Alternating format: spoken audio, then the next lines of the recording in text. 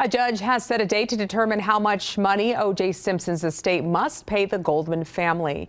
The estate's executor, Malcolm Laverne, says a recent auction brought in nearly $297,000, but the total claims against the estate from California and Nevada now top $28 million. The Goldman family has pursued financial compensation for nearly 3 decades. In 1997, a civil jury found Simpson liable for the wrongful death of Ron Goldman, who was killed alongside Nicole Brown Simpson in 1994. The court ordered Simpson to pay the Goldmans more than $33 million in damages. Simpson died in Las Vegas in April of last year. The hearing is set for early July.